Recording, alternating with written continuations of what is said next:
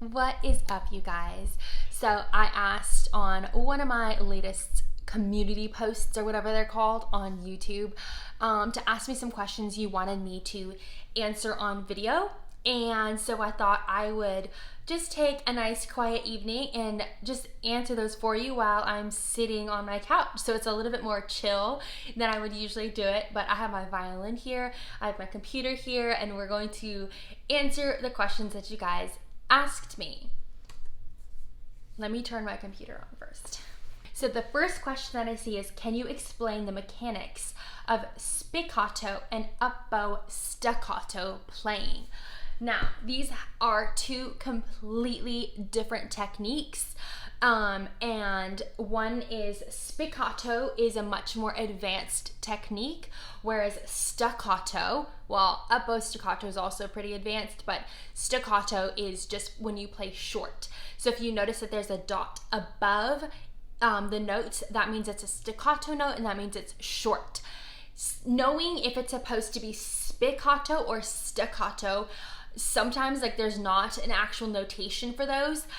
It's knowing the piece, it's knowing the era, it's knowing the composer. That kind of thing will give you those little cues to know if you're supposed to do spiccato or staccato. But with that being said, let's chat through these. So let's talk about specifically, there's a part in the Mozart Concerto number 3 where it does spiccato and upbow staccato. So let's talk about that part. Now, when you play this down bow, when you play spiccato, it's when the bow bounces on the string. So I'm doing 2 down bows and the bow is bouncing as you do that. What I do is I really accentuate my pinky. My pinky is very, very firm on there. My wrist is not stiff, but it's not moving like it usually would be. I've kind of just tightened up the whole thing. Tightened is probably not the right word, but just made it not move and not jelly so that it can make it easier to do those spiccato. I hope you can see that. And then next thing that happens is the upbow staccatos. Upbow staccatos are actually a lot easier, I think, because it's a little bit more just like your upbow. If you take it off the string, it's your wrist and your like a flick. I spit when I said that. I don't know if you saw that. That's kind of what that is. But if you're just doing an upbow and you're staying on the string, I like to think of it more being like a first finger like pressing into the string, going up. That's kind of how it looks. Next question. What exercises do you recommend to help left finger flexibility that don't require the violin? I'm going to show you the exercises that I do when I am, say, running late for a gig and I know I have to get there and play. Like, I don't have warm-up time, I don't have anything. I just have to get there and like just it's go time. So what I do is in my car as I'm driving, I will do this little exercise. It's really weird, but I swear to God it works. And what I do is I take my finger and I just kind of do like it's kind of like the vibrato, like finger vibrato motion, but just by like relaxing and getting those knuckles moving, and I do it on every single finger, it really helps to like loosen up your hand and to help get your hand ready to play. And there's something about it, I can't even tell you. And notice I'm not moving both my fingers. It's not this. I can't even do that. It's literally my thumb is pretending like it's like a firm, like the fingerboard.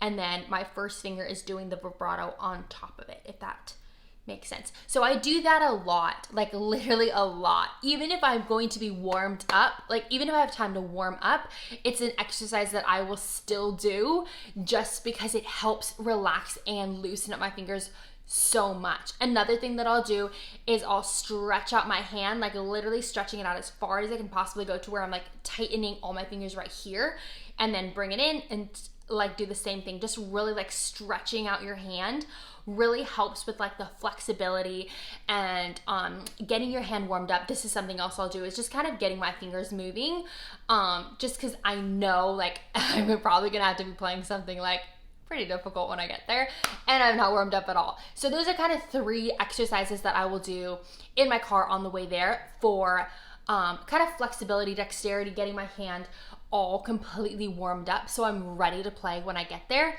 which I think kind of is a similar question to what you're asking as far as like finger flexibility. So can you explain the difference between arm vibrato and wrist vibrato? What about finger vibrato? Oh my goodness. Okay, so all the vibratos. Let's just chat about this really fast. So, for arm vibrato is where your whole arm is doing the vibrato motion. Wrist vibrato is where your wrist is isolated doing vibrato. And then finger vibrato is kind of like this one we were doing here, where it's like nothing else is moving, just your finger is moving back and forth. And I've honestly never seen anybody completely do an isolated finger vibrato. I take that back one time. I saw a fiddler do a completely isolated finger vibrato. It was the weirdest thing I've ever seen. And they had nailed it and had it down, which is great. I don't think it is a very widespread thing to do because it's not the nicest sounding and it's not the easiest to do. So, wrist vibrato, what I do usually is I actually isolate when I'm learning it, when I'm teaching it. I have you isolate your wrist by placing it here on the violin, and we're practicing in like 4th position. So this is not like, we're not doing klopsidus or anything crazy like that. We're in 4th position. So your hand is completely normal like it's supposed to be. And then I practice just isolating that wrist so you can see how it goes. Now wrist vibrato on the other hand, I usually practice in 1st position. And if you look, it goes from the wrist, goes from the arm and it goes back like that. That's kind of arm vibrato. And both of these, when I do them, I use a mixture of finger vibrato in there. So for instance, my wrist vibrato, my finger is moving like that. And when I do arm vibrato, my finger is moving like that as well. So I do a mixture of both. And I know some people don't, but I think generally when you're doing wrist vibrato or arm vibrato, there's a little bit of finger vibrato in both those mixed in. As a violinist, I've been struggling to keep my fingers curved because of the weak muscles. Are there any exercises to help this? Honestly, as far as keeping your fingers curved, so as long as this is not a medical issue, like if you have a medical issue with keeping your fingers curved, I'm not sure I know, because it kind of depends on what like the issue is and all that kind of stuff. But if it's just like in general, keeping your fingers curved because they want to be flat, they want to whatever. First of all, one thing that could be happening is if your nails are too long, you literally cannot physically play the violin correctly, because if you have long nails, you have to come down like this because the nail is so freaking long. So violinists, you have to have very, very short nails. It's kind of always the saddest thing for me when I cut my fingernails. I'm like, oh, they're so short.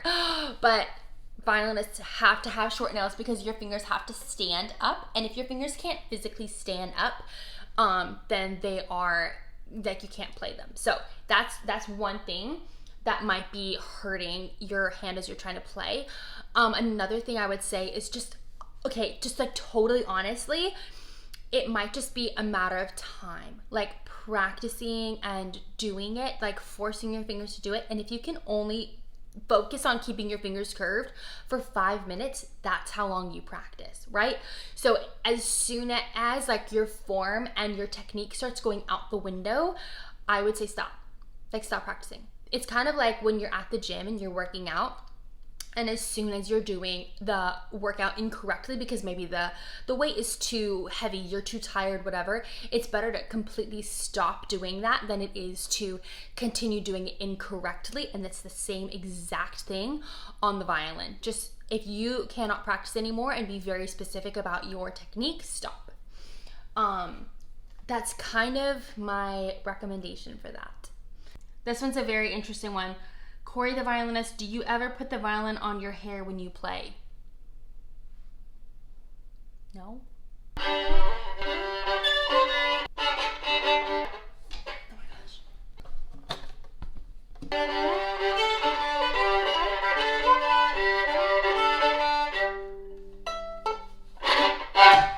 That was so bad. Okay, our last and final question. Hi Corey, do you have tips for improving the ear of very young kids? Also tips for pregnant women in order to help develop the musical ability of the child? Like, do the small ones react to certain sounds or things like that? Thank you very much. This is actually a really interesting question that I have a passion for, because my little boy is 14 months old now, and I definitely like read up on it a lot. So a book I would recommend is Nurtured by Love by Shinichi Suzuki. Dr. Suzuki wrote the Suzuki method, which is very much geared towards young children learning. And he, in that book, says that it starts from the womb, like starts from conception when you have your baby. And so what I did for my little boy when I was pregnant is I played for him quite consistently, because I wanted him to know the sound of the violin and to be aware of the sound of the violin. I do not think there's anything that they, like, I think Dr. Suzuki does say that they like remember the sound and they can know the sound. It's kind of like learning the mother tongue. And that's basically the entire point of it, is they hear your voice even when they're in your stomach. And that's a weird way to say it, even when they're in your womb, even when they're growing inside you, they hear the sound of your voice. So the same exact thing, they hear the sound of your violin as you're playing. So even if you're not a violinist actually, but like by playing, for instance, like violin music on whatever you have, like on the Bluetooth or whatever, that's a great way to do it too. Now that my little boy is obviously here, when I had him, I started playing the violin for him. Again, pretty consistently playing some of the Suzuki songs that I know he'd be learning early on, but also playing him like my favorite concertos, like the Mozart and the Tchaikovsky and the Sibelius and all that kind of stuff. And that's honestly, the Suzuki method is like one of the best methods for young kids to learn to play the violin, because it's so based on their ear. And the way to develop your ear is to listen. Like, that's literally it. So if you have a child and you want to put them into a Suzuki program, I would find a Suzuki group class. That's how I started the violin when I was 2 years old, with a Suzuki group class. And just by listening and having to consistently be playing by ear, because you don't learn by reading music. Because if you think about it, when you're 2, you're not even reading like books, so of course you're not going to know how to read music. And that kind of like Suzuki follows the same exact pattern of a natural child learning to read, like learning their mother tongue. The first thing you do is you speak it, and even though you don't sound perfect, everything they do is, oh my gosh, it was so good, you said da-da, even though that's not exactly correct, it doesn't really matter, right? It's just amazing. Like, everything they do is amazing. And that's kind of Dr. Suzuki's his technique, is saying like, teach it exactly like you would how to speak the language, is how they're going to learn how to play the violin. So that's kind of what I'm doing with my little boy. And we're speaking to our children constantly. And so like playing to our children as much as possible, and like listening to violin music and all that kind of stuff, just immersing them in it as much as possible. Like, this is kind of the culture of our family, is I play the violin and my little boy is going to play the violin. And that's just kind of how the culture of our family works. But yeah, anyways, I would recommend Nurtured by Love by Dr. Shinichi Suzuki. It's an amazing book. I need to read it again, actually. But yeah. Well, y'all, that's all the questions we have for tonight. If you have a question that you would like me to answer about the violin, how about let's put them in the comments on this video, and I will answer your questions in the next one. Okay. I hope you all have a wonderful, wonderful rest of your evening, and I will see you next time. Bye.